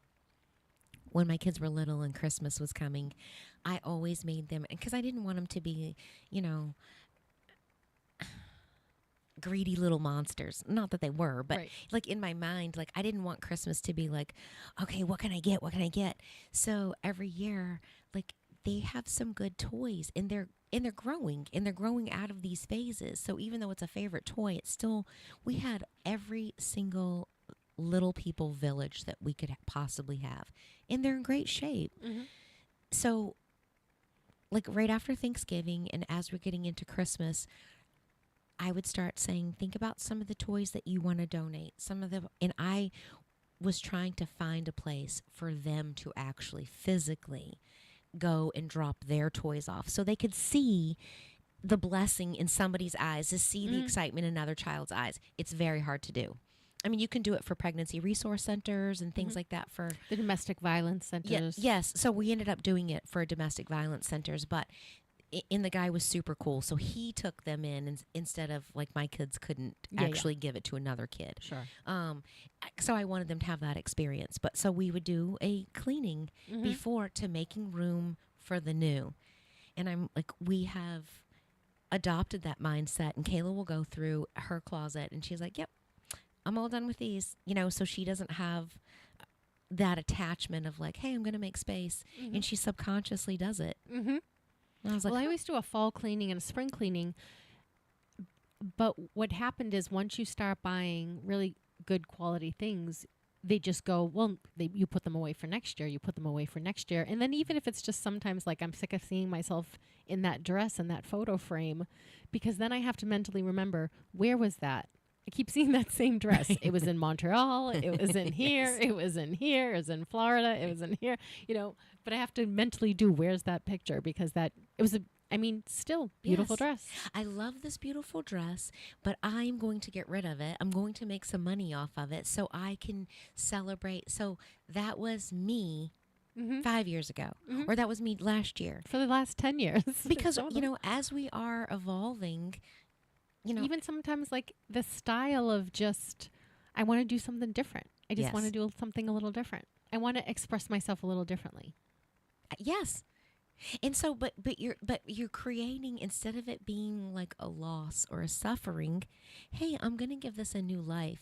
And, if you can get a reward from it by selling it, think about how many people are holding on to their grandmother's china that's in a box, or it's in a curio cabinet that's never gets used, or,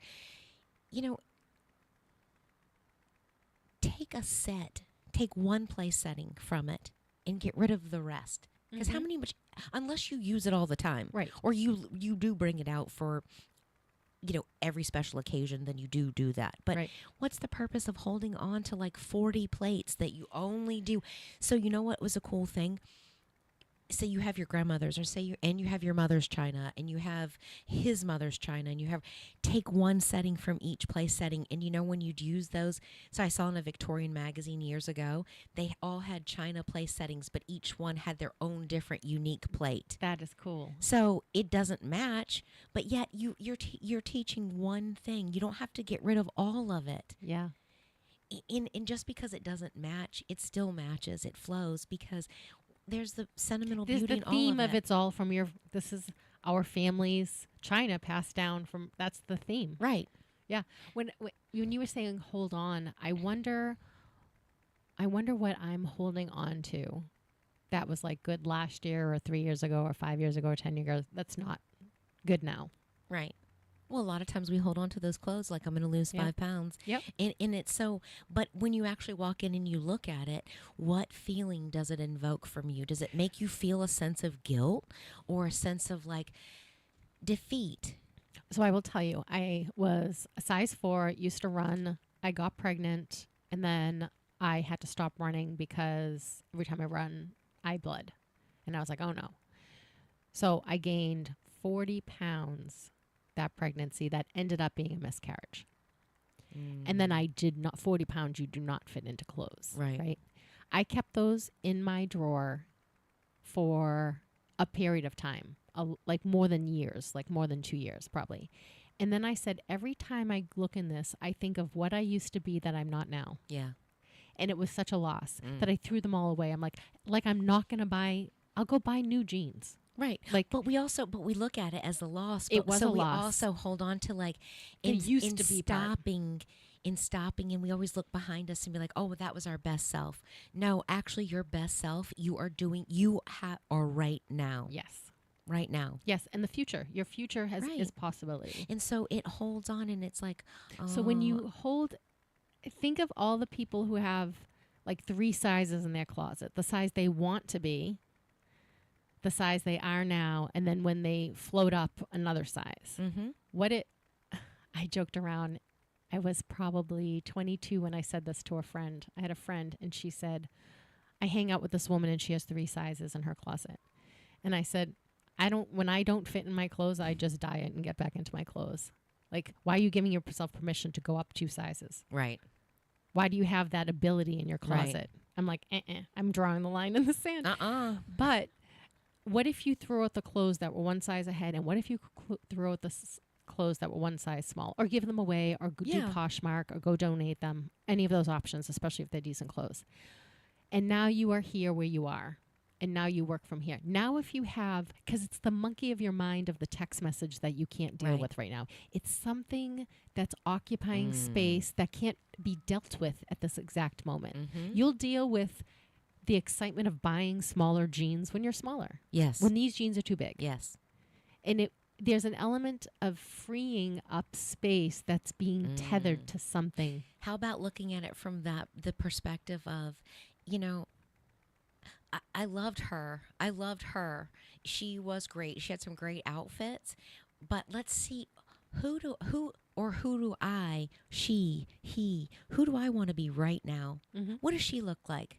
What does she want to dress like? I have enough stuff in my closet. Like I could probably do a costume. I can be, I can be a cowboy. I can be a vixen. I can be a prom queen. I can be a dirty rat. I can be a yoga boss. Like, so what I'm just saying is like, rephrase it in your mind of being like, okay, well, how does Robyn want to show up today? Who is she today, and how does she want to show up? So celebrate in our evolution of, what does she look like now? I bet I could beat her outfit. My old outfit, past. So when you were saying that, I read in the book and I wrote it down. It says, while the past is behind us, the energy of the circumstances stay locked inside of us until we choose to heal, until we choose to let go, until we choose to see it from a new perspective, rewrite our narrative. And I love that. I loved that. When I read that, it gave me a sense of hope of like, wow, we actually don't have to hold on to those. We don't have to be miserable. We don't have to live in shame. We don't have to live in guilt. And I would make a joke with my patients. And a lot of times, you know how you can joke if you could be sarcastic with certain people or not. Sometimes you have grumpy people. People just show up grumpy. And, and it's also early in the morning, they're fasting, and they have to get their blood work done. So you've got 3 strikes against you when they're walking in the door, and you make them wait, here's 4. Mhm. Now I don't like you, and you're Mhm. really going to hurt me. But I was talking to a guy one day, and he was gruff and barking and everything. And I said, hey, let me ask you a question. He's like, what? I said, when you were 10 and you were thinking about being an adult, did it look like this? And he's like, what do you mean? I said, a grumpy old fart that's just not happy with anything. And he busted out laughing, and he's like, damn it, Robyn. He's like, you're right. I'm like, what would your 10-year-old self say if they saw you right now? Mm-hmm. And I think about, like, on this journey that I'm on, Jordan Peterson talks about how when we evolve to a certain point and we can heal our past, we can heal the things that are holding us back or the things that are holding us trauma. We actually come back to a childlike state. We come back to see life, the joy and the exuberance. You think about a 10-year-old, and they get up in the morning and, they have a couple of setbacks, or they fall down and get their knee hurt, and they come in and, you kiss it, put the Band-Aid on it, and then it's all forgotten. Mm-hmm. Or you get in a fight with your sibling or, something, and the next thing you know, you're like, hey, you guys want to go get ice cream? Yep, out the window. Yep. That argument's long forgotten. Mm-hmm. And so I think that's what he's talking about. If we circle back, once we've healed the traumas in our bodies and in our life, that we can circle back. The other thing I thought was really interesting, it says, so keeping that in mind, while the past is behind us, the energy stays with us. So behind every disease. So in this book, it's talking about how, and there's been a lot of research saying that when we hold on to anxiety and fear and stress, what it does to our bodies, how it actually affects us, and that we can actually attract diseases to us, heart attacks, high blood pressure, disease. Behind every disease, and I'm going to spell disease, DISEASE. Now, put a hyphen in it, DIS hyphen ease, a discomfort. Mm-hmm. So stress, anxiety, and fear. Grief, loss. Yeah. So you think about those, and you think about grief, loss, all the negative thoughts, all the negative energy. Those are attractants. Those are magnifiers for disease or dis-ease. Yeah. I'm uncomfortable. I think long-term grief also dysregulates the immune system so that the immune system can't fight off. Yes. Yes, it does. It is known. It's been proven that it shows that it suppresses our immune system. So now we can't fight these things. And it actually does. You listen to Jordan Peterson, how it changes our brains grow and shrink with trauma and stress and, with long-term PTSD. Our hippocampus can never be the same again. And so our ability to, when we're in trauma and when our brain actually, I know I sound like I might butcher it, but it actually is important. When we hit the trauma in our brain and we stay in that stressful state, in our hippocampus shrinks. And what that does is it takes our away ability to have compassion and empathy. And we don't have, it changes the way we think. And the way we see. Yes. And so when we heal that, when we release it, I mean, he actually has in his book, he actually has diagrams of people doing MRIs and showing the brain at different times and how it's actually, our bodies are actually healing itself. Dr. Daniel Amen does a lot of brain scans. And I want to say it was his book that I saw. When your brain is angry, a whole section goes offline. So you're not rational. You can't problem solve. Your whole brain isn't working. So if you are living in a state of constant anger, Mm-hmm. you literally don't have access to half your brain. Yes. And that's frightening. Yeah. Like, because I posted that video of us talking about, no, I'm angry, no, I'm angry, no, I'm angry. But we were laughing, so we didn't sound Yeah. very angry. But it's real. When you were, it's one thing to be angry for 5 minutes. It's another thing to be angry for 5 years. Yes. You have to have another emotion. You know, and even for days, you know, you are keeping your body in a state of trauma. And so even anxiety and stress. And so it's about, and everybody is going to have stress about their job and about money and, you know, life. Mm-hmm. Our goal is like in having this conversation is just like, hey, what are some of the things that I can lay down that are less stressful?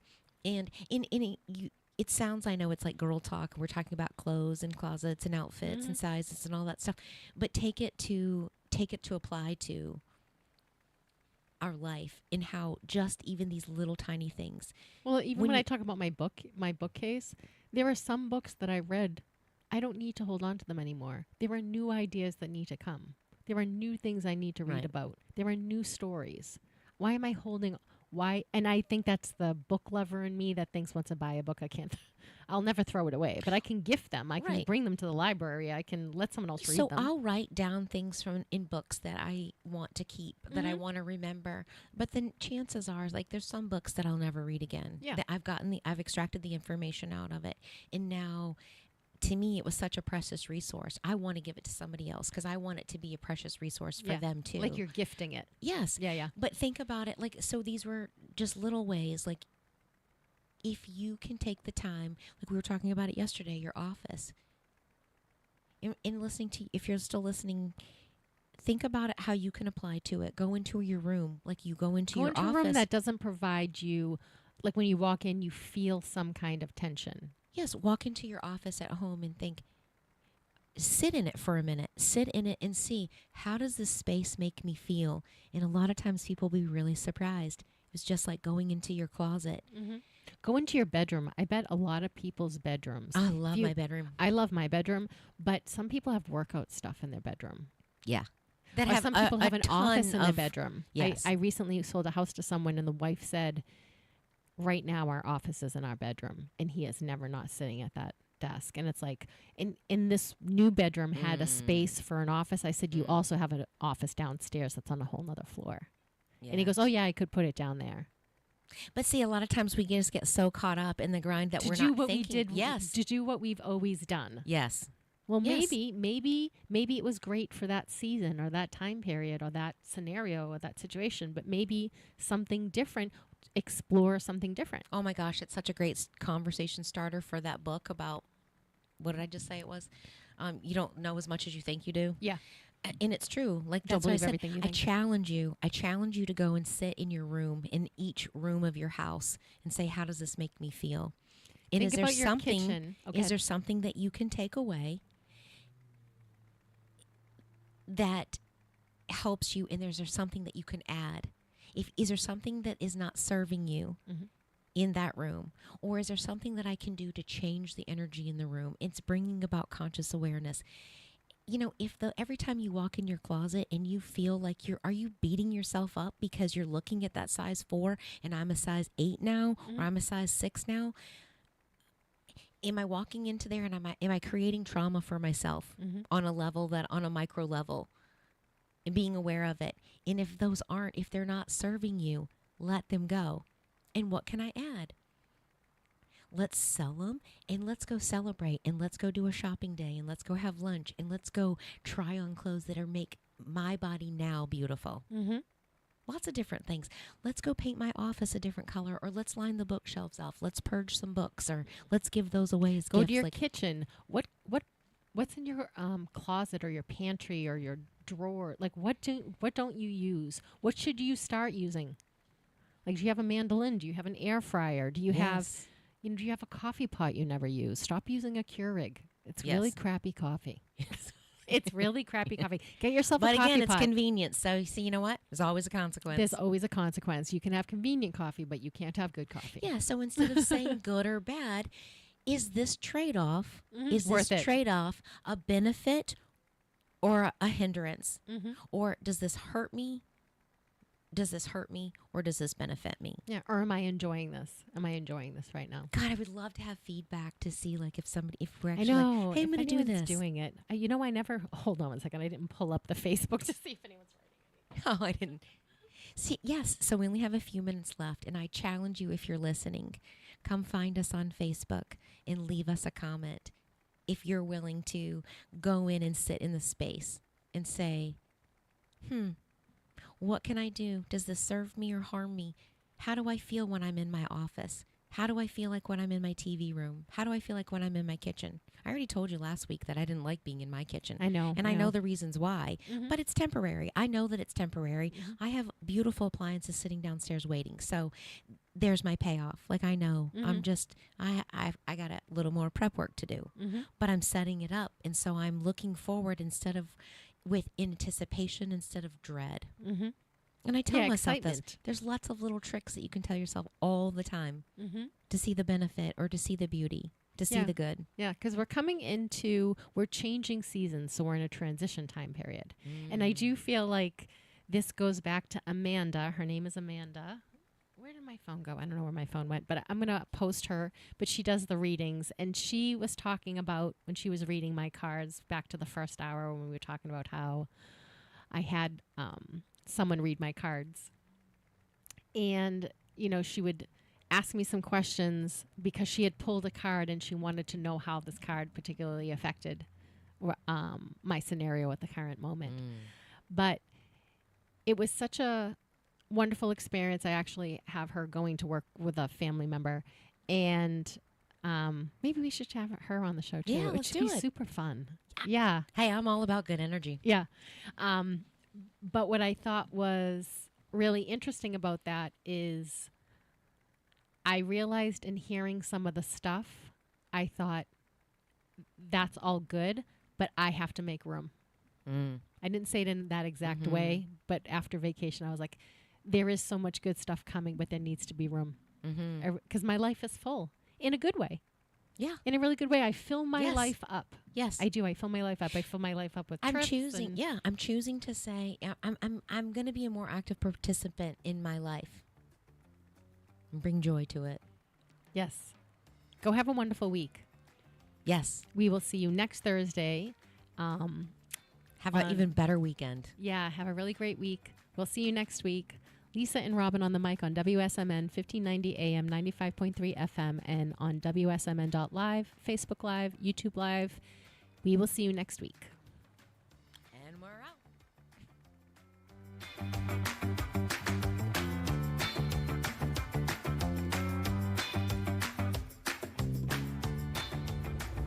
WSMN 1590. WSMN 95.3 FM Nashua. Listen, watch, and stream at WSMN.live.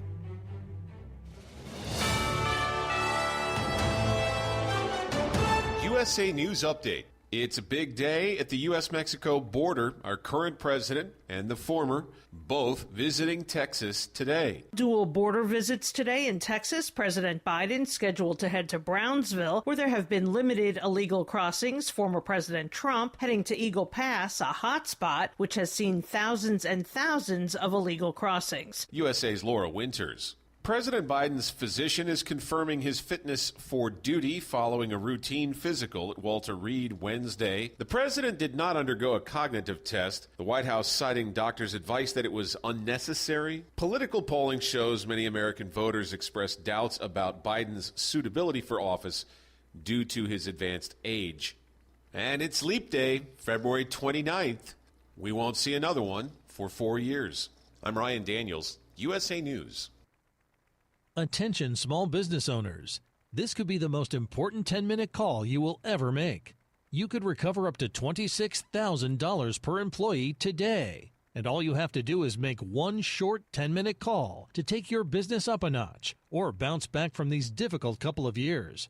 Omega Accounting Solutions can help you recover any payroll tax overpayments you made during the pandemic.